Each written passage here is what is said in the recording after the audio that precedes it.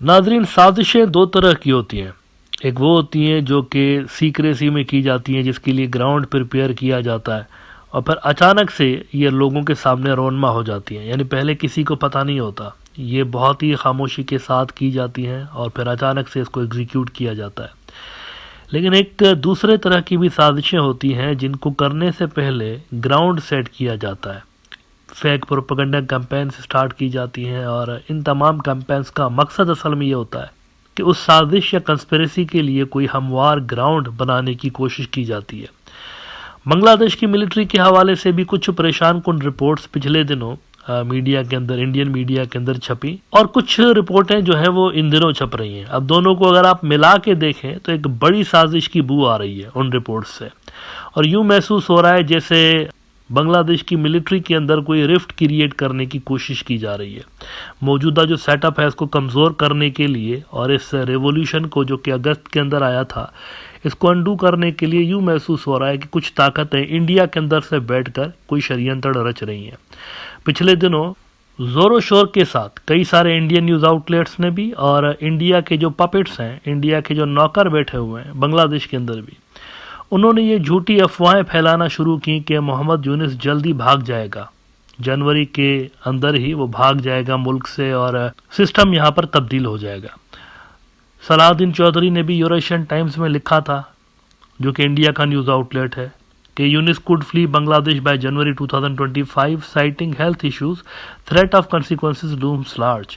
अब ये अकेला सलाहुद्दीन चौधरी नहीं था, इसके अलावा भी और बहुत सारे इंडिया के एक्सपर्ट्स मक्खियों की तरह भिन भिन कर रहे थे और यही खबर छाप रहे थे कि मोहम्मद यूनिस जो है उसके ऊपर बहुत ज़्यादा प्रेशर है और वो बांग्लादेश से भाग जाएगा। लेकिन आज जो इंडिया के न्यूज़ आउटलेट्स खबरें लगा रहे हैं, 2-3 न्यूज़ आउटलेट्स ने बड़ी इंटरेस्टिंग खबरें लगाई हैं। इसको अगर आप मिला के देखेंगे तो आपको समझ में आ जाएगा कि बैकग्राउंड में क्या चल रहा है। बांग्लादेश की मिलिट्री के अंदर धड़ेबंदियाँ करवाने की कोशिश की जा रही है इंडिया की जानिब से, और बाकायदा ऑफिशल्स का नाम ले लेकर मीडिया के अंदर कहा जा रहा है कि फ़लाँ ऑफिशियल अवामी लीग के साथ मिला हुआ है, फ़लाँ ऑफिशियल जो है वो जमात इस्लामी के साथ है, तो फ़लाँ जो है स्टूडेंट्स के साथ है। इस तरह से जनरल्स के नाम ले लेके बांग्लादेश की मिलिट्री के अंदर रिफ्ट क्रिएट करने की कोशिशें की जा रही हैं। आज फर्स्ट पोस्ट के अंदर, ये इंडियन न्यूज़ आउटलेट है, इसके अंदर भी और इकोनॉमिक टाइम्स के अंदर भी कुछ इंटरेस्टिंग खबरें इस हवाले से आई हैं। इन्होंने लिखा है फर्स्ट पोस्ट वालों ने कि इस ट्रबल ब्रूइंग इन बांग्लादेश आर्मी, क्या गड़बड़ स्टार्ट हो चुकी है बांग्लादेश की फौज के अंदर। While Bangladesh army is not yet witnessing a full blown crisis, it is facing challenges from pro Awami league and Islamist factions. Multiple power centres have emerged with in the army, each headed by a different general. अब देख रहे हैं वो क्या कहने की कोशिश कर रहे हैं।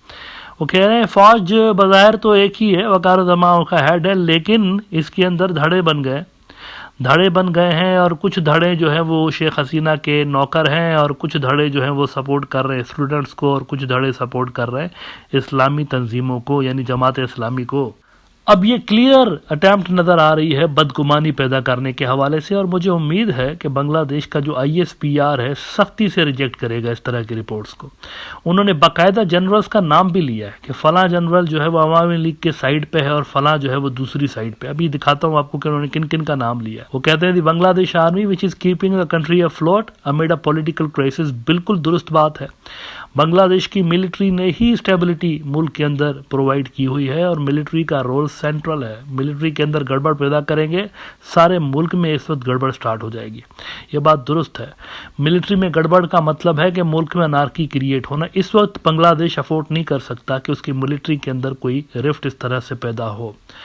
वो कहते हैं कि The Bangladesh army, which is keeping the country afloat amid a political crisis, is faced with a new challenge, the emergence of multiple power centers, each with its own general.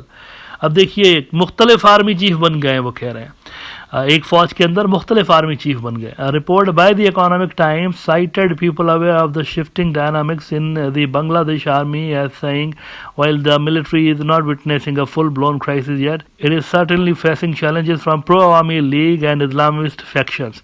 क्या ये बात दुरुस्त है? क्या ये बात दुरुस्त है कि वाकई बांग्लादेश की मिलिट्री के अंदर ऐसा कुछ हुआ है? बड़े पैमाने पे तो क्या, दरमियाने लेवल पर भी नहीं हुआ ऐसा।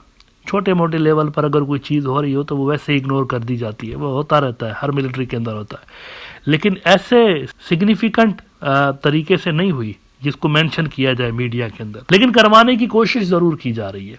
इर्रेलेवेंट हो गए हैं ना, ये जो नेबरहुड में बैठ के लोग यहाँ से बैठ के डिक्टेशन दे रहे होते थे, इर्रेलेवेंट हो गए हैं ना, तो अब वो कुछ ना कुछ तो कर रहे होंगे रेलेवेंट बनने के लिए। और रेलेवेंट बनने के लिए सबसे ज़्यादा ज़रूरी चीज़ क्या है, बांग्लादेश की फ़ौज को टारगेट किया जाए, क्योंकि वो समझते हैं पावर सेंटर ये है, इनके हाथ में बहुत कुछ है, और यहाँ पर अगर कोई इस तरह का सेटअप बना दिया जाए जो कि प्रो इंडिया सेटअप हो, तो दोबारा वो समझते हैं कि इंडिया रेलेवेंट हो सकता है।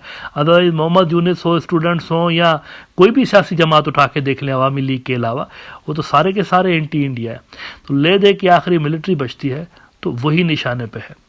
अच्छा, नाम लिया है बाकायदा, कहते हैं कि one of these power centres is being shared by Lieutenant general Mohammad Shahinul Haque, commandant National Defence College Mirpur cantonment Dhaka. Haque enjoys the support of pro Awami League Major General Mohammad Muin Khan of the 9th division of the Bangladesh army. क्या ये बात दुरुस्त है? ऐसी कोई इतलात मेरे पास नहीं है, और मेरा नहीं ख्याल कि ये बात दुरुस्त है, क्योंकि अगर कोई बंदा अवामी लीग का हामी होगा ना, इंडियन मीडिया कभी उसका नाम इस तरह से एक्सपोज नहीं कर रहा होगा।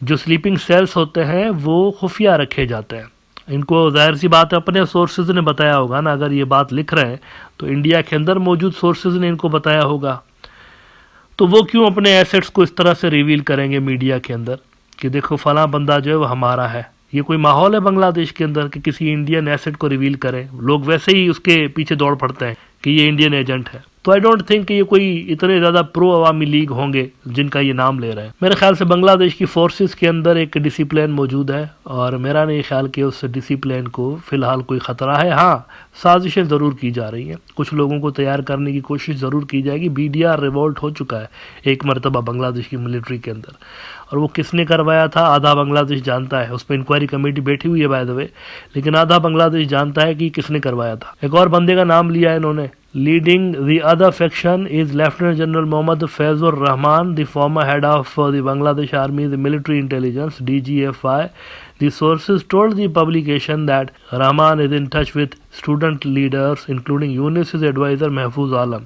अब देखिएगा ज़रा, वो जो सलाउद्दीन चौधरी और दीगर इंडिया के जो पपेट्स लिख रहे थे ना कि मोहम्मद यूनुस चला जाएगा जल्द, अब ज़रा इस आर्टिकल का ये हिस्सा देखिए। There are rumors that General Rahman was involved in a conspiracy to remove the Bangladesh president while General Wakharuzama was abroad. It is also alleged that Lieutenant General Rahman may be part of a plot to oust the army chief if Chief Advisor Mohammad Yunus resigns and leaves Dhaka in the coming months. अगर Mohammad Yunus resign करेंगे और ढाका छोड़ देंगे तो वकारुज़मा को ये बंदा remove करेगा, ये लिख रहे हैं सोर्सेज, इनको बता रहे हैं सूत्रों के अनुसार। अभी कौन से सूत्र है? इनके जो सूत्र है ना वही है। ट्रस्ट मी ब्रो, मैं जो बोल रहा हूँ ना उस पर ज़रा प्लीज़ बिलीव कर लो, मैं बोल रहा हूँ तो बिलीव कर लो, ऐसी कोई बात नहीं है। इस लेवल का षड्यंत्र बांग्लादेश की मिलिट्री में इस वक्त नहीं रचा जा रहा, क्योंकि मिलिट्री को पता है कि ग्राउंड पे जो सूरत हाल है वो अवामी लीग के ख़िलाफ़ है, इंडिया के ख़िलाफ़ है। कोई भी फ्रिक्शन अगर इनकी सपोर्ट से आने की कोशिश करेगा पावर में तो वो ज़बरदस्त हो जाएगा। ये कोई 2009 वाला टाइम नहीं है। 2009 के अंदर इंडिया की इतनी ज़्यादा ख़राब पोजीशन नहीं थी बांग्लादेश के अंदर, फिर भी एक बड़ा हिस्सा ऐसा था लोगों का जिनकी आंखों पे पट्टी बंधी हुई थी और वो इंडिया को अपना मसीहा समझते थे 2009 के अंदर। लेकिन उसके बाद ये पिछले 15 साल जो कुछ भी हुआ है अवामी लीग के दौर में, तो सारी पट्टियाँ उठ गई हैं। अब वो कहते हैं ना, हकीकत सामने आ गई है बिल्कुल। पानी भी चला गया तो सारे के सारे रिसोर्सेज मुल्क के चले गए। अब वहाँ पर इंडिया कोई हीरो के रूप में नहीं देखा जाता। अवामी लीग के नज़दीक तो इंडिया हीरो है ना, लेकिन बांग्लादेशियों के नज़दीक नहीं है ऐसा। लिहाजा जब एक पार्टी की कोई पोजीशन ही नहीं है पब्लिक के अंदर, तो उसके बलबूते पे कोई कू करने की कैसे कोशिश कर सकता है मिलिट्री के अंदर? तो ये अकल को हजम होने वाली बात नहीं लग रही। लेकिन बहरहाल डिज़ाइंस बड़ी ख़तरनाक बयान की गई हैं, और मुझे उम्मीद है कि बांग्लादेश का जो ISPR है वो कैटेगोरिकली इन रिपोर्ट्स को आने वाले दिनों में रिजेक्ट करेगा, और मुमकिन है बल्कि कि वो प्रोटेस्ट भी करें इंडियन मीडिया के सामने कि आप इस तरह की रिपोर्ट्स क्यों लगा रहे होते हैं।